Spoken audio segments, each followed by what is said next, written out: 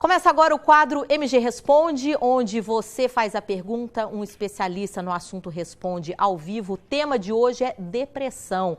É muita incerteza, é muita insegurança, medo da doença, de perder o emprego, medo do futuro, né? Nós já recebemos perguntas, ainda dá tempo de você participar pelo nosso WhatsApp. O número é o 999940808. E aqui conosco está a psicóloga Virgínia Bonon para responder as perguntas. Virgínia, obrigada por aceitar esse nosso convite aqui e fazer essa conexão, ajudar a população, lembrando que nós estamos então no Janeiro Branco, um mês então de conscientização aos cuidados da mente, né? A saúde mental. Uma boa tarde para você. Eu já começo com pergunta, porque já temos aqui, né, o Rodrigo Fernandes, de Uberlândia. Ele fala o seguinte: o isolamento social deixou as pessoas mais propensas a terem depressão? A depressão pode causar sintomas físicos? Sim, primeiramente, eu agradeço a oportunidade para estar falando aqui, né, com você sobre saúde mental, no mês, né, de Janeiro Branco. É importante a gente estar, né, esclarecendo algumas dúvidas referentes à depressão, porque acaba sendo muito mito. E por conta da pandemia, acaba que aumentou, sim, as pessoas tendo, né, sintomas de depressão, quadros depressivos e também, né, níveis de ansiedade. Então, é importante, primeiramente, se você detecta que você está percebendo, procurar a ajuda de um profissional, né, de uma equipe especializada para estar verificando, né? A questão também dos sintomas pode ser, né, falta de apetite, alteração do apetite, alteração do sono, um desgaste, né, choro fácil, alterações de humor. Isso pode ser sinais que você possa estar com depressão, mas é importante, né, ter um diagnóstico médico. É bom ficar de olho, então, nesses sinais. O Eduardo, também de Uberlândia, ele pergunta o seguinte: uma pessoa que passou por um trauma tem um tempo máximo para procurar terapia para que esse trauma não deixe sequelas? Bom, a pessoa não especificou qual o trauma, né? Mas a partir do momento que a gente tem alguma sequela emocional ou algum evento traumático, é importante você se observar como que você está reagindo no dia a dia. Se você está conseguindo fazer coisas básicas que antes você fazia, sua rotina de trabalho, de estudo. Se você perceber que realmente você não está conseguindo, aí é importante buscar uma ajuda de um profissional, um psicólogo, um psiquiatra, porque pode sim ter algumas patologias por trás depois de uma sequela emocional ou traumática. Certo. A nossa imagem aqui, vocês estão vendo que a gente está via internet, seguindo todos os protocolos. É entrevista ao vivo, longe, porém próximos, né, Virgínia? Ó, o Fábio, de Uberlândia, também, ele apresentou um dado para a gente. Ele fala que, de acordo com uma pesquisa recente da Organização Mundial da Saúde, o suicídio de jovens aumentou 3 vezes na última década. O que fazer para evitar que isso aconteça? Realmente, são muitos casos. E ainda um tema que é polêmico, não se fala em suicídio. De uns anos, poucos anos para cá, que essa postura mudou até para aumentar o alerta e a conscientização e a ajuda. Exatamente. Ainda existe muito tabu, né, Vanessa, referente a suicídio. Por isso também tem, né, em setembro amarelo, para falar sobre suicídio. Às vezes as pessoas têm medo de falar porque acham que vai estar incentivando. A questão é como você fala sobre suicídio. Infelizmente, a taxa de infanto-juvenil aumentou muito. Conforme dados da Organização Mundial de Saúde, nós já temos aí casos de crianças de 5 anos, a partir de 5 anos, já tentando suicídio, devido ao sofrimento. E devido à pandemia também aumentou muito o caso, né, de suicídios, de automutilação, que é se machucar. Então, é importante os pais, né, o responsável legal, estar atento às crianças, aos adolescentes, a esses comportamentos. Como que eles estão indo, ainda mais agora por conta desse isolamento, a questão da escola, acaba que a escola também é um fator, uma fonte de apoio para esses jovens, né? Quais são então é importante estar observando. Os principais sinais, Virgínia? Porque às vezes os pais falam assim: vou ficar atento, mas o que costuma mudar então no comportamento dessa criança ou desse jovem? Sim, alteração de humor, alteração de comportamento brusco, alteração da rotina do dia a dia, o que ele está também mexendo na internet, o que ele está olhando na internet, ficar de olho nesses sinais. Entendi. Virgínia, eu vou fazer o seguinte, a gente vai interromper a nossa entrevista só um pouquinho, nós vamos para um rápido intervalo, tem perguntas chegando e daqui a pouquinho a Virgínia também volta conosco. Até mais, Virgínia. Falta de dinheiro? Mexe com as nossas emoções. Não conseguir pagar as contas? Também. Estamos no Janeiro Branco e agora voltamos com o MG Responde com a participação da psicóloga Virgínia Bonon. Virgínia, temos uma pergunta aqui de Tuiutaba, é uma mãe preocupada, ela fala que a filha tem 14 anos, é a Valéria. A filha sofre de depressão, há momentos de crise, mesmo com tratamento psiquiátrico, não tem cura. Ela está preocupada. Que mais que essa mãe pode fazer pela filha? Então, é importante ela associar o acompanhamento psiquiátrico ao acompanhamento psicológico clínico, que é a psicoterapia. Principalmente pelo fato da filha dela estar em fase de desenvolvimento, que é 14 anos, né? Então é importante ela fazer essa associação, até mesmo que o psicólogo possa orientar e dar um suporte para ela nesse momento. Tem uma outra pergunta de Uberlândia, a pessoa preferiu não se identificar e a gente, claro, respeita. É mais uma família preocupada. O filho tem problemas de depressão, só que ele não quer ir ao psicólogo. Qual seria o caminho, a abordagem, então, para ajudar esse filho? Certo. A gente nunca pode, né, Vanessa, assim, obrigar uma pessoa a fazer um tratamento, seja ele psíquico, qualquer tratamento que seja, a pessoa tem que querer. O importante é clarificar, né, se ele é um adolescente ou um adulto, o que é o acompanhamento psicológico, porque ainda tem muito preconceito, tem muito medo, associa muito ainda a loucura.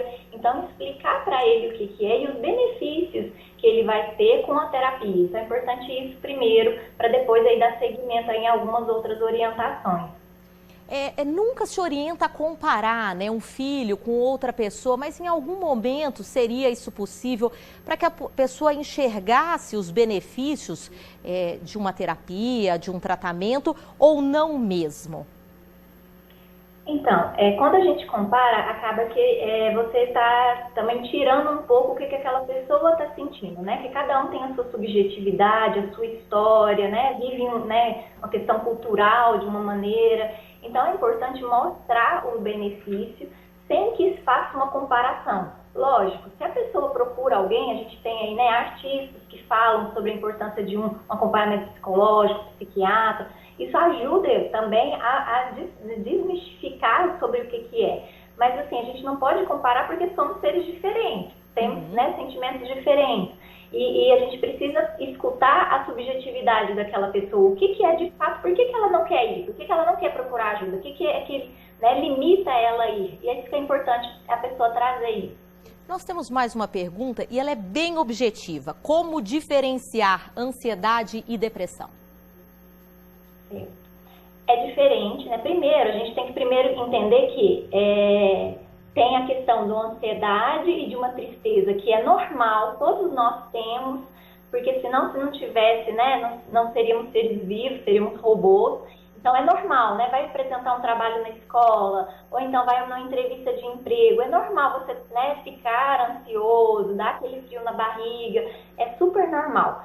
A diferença é quando tanto a ansiedade quanto a depressão se torna uma patologia, uma doença. Aquilo, né, vamos dizer assim, estagna a pessoa, para a pessoa e ela não consegue mais fazer as atividades do dia a dia. Então, às vezes as pessoas querem como se fosse milagrosamente não sentir nenhum sentimento desses.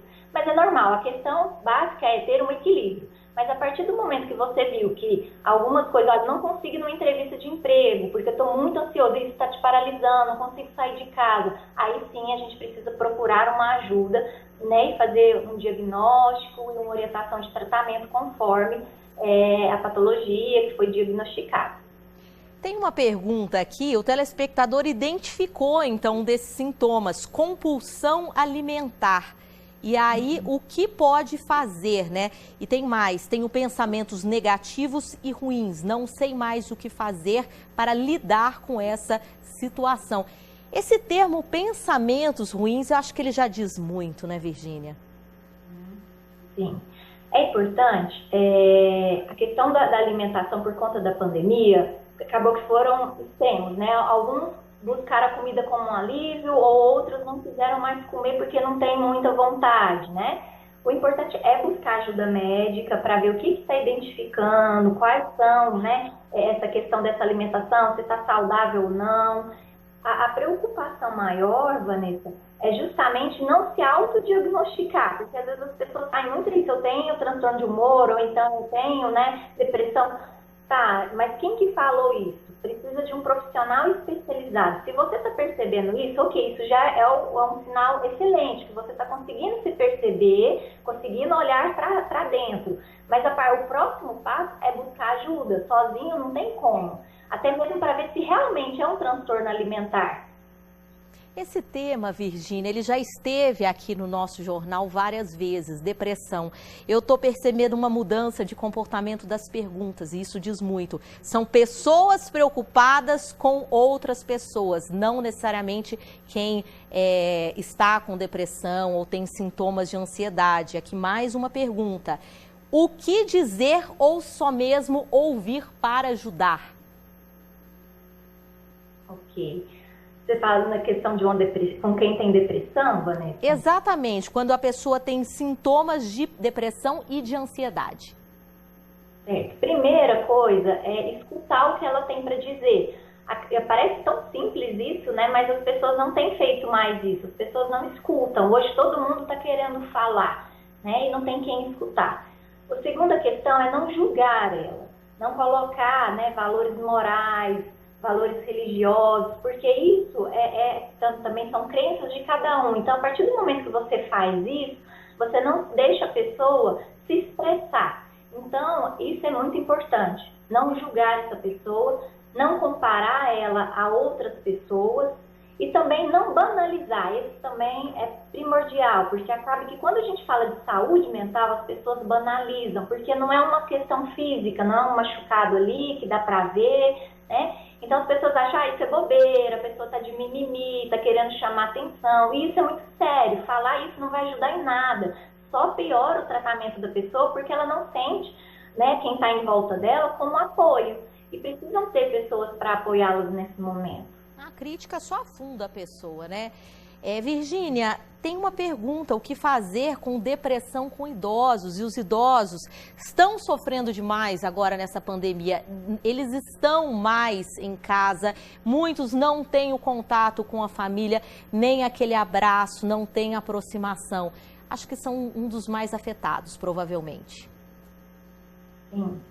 A gente, né, nós temos que preocupar também com os idosos por conta dessa pandemia, porque acaba que as válvulas de escape, às vezes não tinha, que às vezes, né, era fazer uma atividade física, uma hidroginástica, que saía, encontrava os amigos, alguma outra atividade de lazer, e isso por conta da pandemia, devido ao isolamento, né, ficou mais difícil. Então é importante os familiares, de alguma forma, fazer uma rede de apoio, de sempre estar em contato com esse idoso, seja por chamada de vídeo, ou então a distância, no sentido de ver, mas ficar à distância para, né, ver como é que tá, escutar esse idoso, como é que tá, porque eles têm medo também, né? Eles têm receio. Então, ver como é que eles estão e o que também pode ajudar. Acho que o importante é oferecer ajuda, ser empático, do que naquele momento traz significado para aquele idoso. E tentar colocar atividades, as pessoas falaram muito na pandemia de atividades para as crianças, tanto de entretenimento quanto educacional. Mas os idosos também precisam de algumas atividades por conta da saúde mental. Então, ver algumas atividades que esse idoso, lógico, consiga fazer, né? E também que a família consiga oferecer.